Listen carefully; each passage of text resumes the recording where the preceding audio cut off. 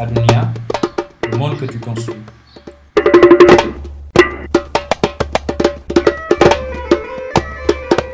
Bonjour, je m'appelle Babacar Ndao, étudiant africain quelque part dans le monde. L'unité africaine, selon moi, est la solution à tous les problèmes auxquels sont confrontés l'Afrique. Pourquoi? Jetons un regard vers l'Europe, vers les États-Unis d'Amérique.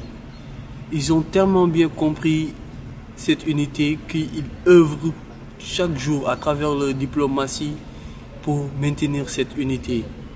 Et d'autant plus nous, Africains, nous l'avons compris, mais nous n'arrivons pas à le faire.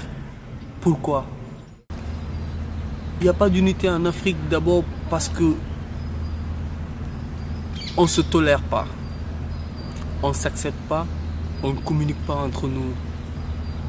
On est prêt à accepter certaines choses des Occidentaux, des Américains, etc. Et on n'est pas vraiment tolérant entre nous, Africains.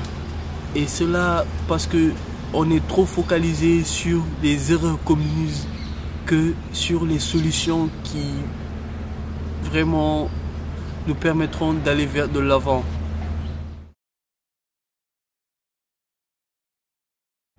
Alors, les solutions d'abord, c'est créer des cadres qui permettront à la jeunesse de communiquer entre eux, parce que l'avenir appartient aux enfants. Et qui dit enfant aussi parle de jeunes. Nous sommes le continent le plus jeune.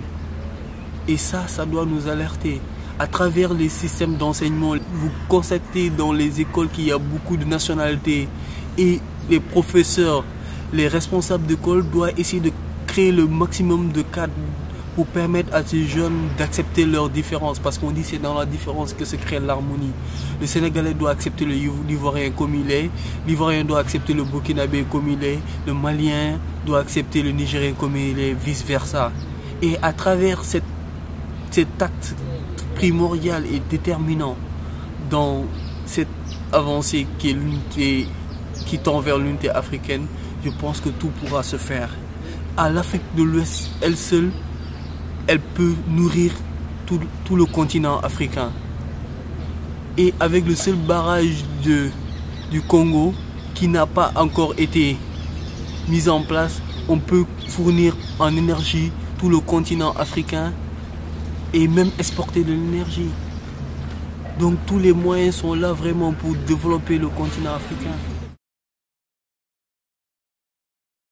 C'est de prendre conscience des problèmes de leur communauté. Nous sommes tous issus d'un quartier. Et dans chaque quartier, il y a des problèmes auxquels la population est confrontée. Essayons de comprendre d'abord ces problèmes et en tant que citoyen lambda, de trouver des voies et moyens pour apporter des solutions dans cette communauté.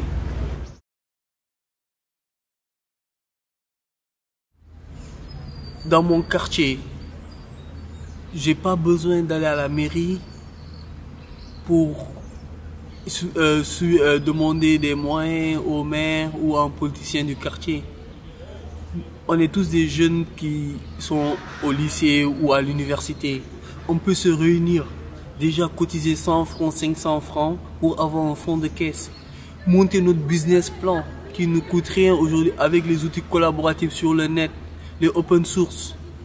On peut trouver un exemple de business plan, on explique correctement le projet et on fait rapidement un petit budget. On peut avoir les bonnes volontés qui ne manquent pas, les entreprises qui veulent œuvrer dans le social. Et on les expose des projets ensemble. Nous réglons les problèmes de communauté en donnant par exemple des vivres aux démunis, en payant peut-être la scolarité à des jeunes qui ont le potentiel mais qui n'ont pas les moyens, en négociant peut-être avec les hôpitaux des cartes de réduction pour permettre aux habitants de la communauté d'avoir des avantages.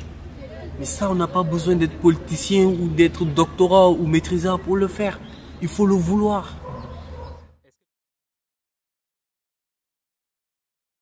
Par exemple, il y a un jeune Sierra-Leonais qui, à 15 ans, est arrivé à fournir de l'énergie à tout son village. Il n'a jamais été dans une école européenne ou américaine. Nul n'a le monopole du savoir. Un vieux Burkinabé, c'est à 70 ans qu'on constate la réalisation qu'il a faite. Comment? Depuis plus de cela 30 ans, il a planté des arbres pour arrêter le désert. Or, il y a tellement de programmes des Nations Unies, des grandes structures de par le monde qui utilisent des millions, des milliards, qui n'ont pas pu avoir de résultats. Et c'est un Africain qui a pu le faire. Et entre guillemets, il le trait. Donc, tout est possible, les amis.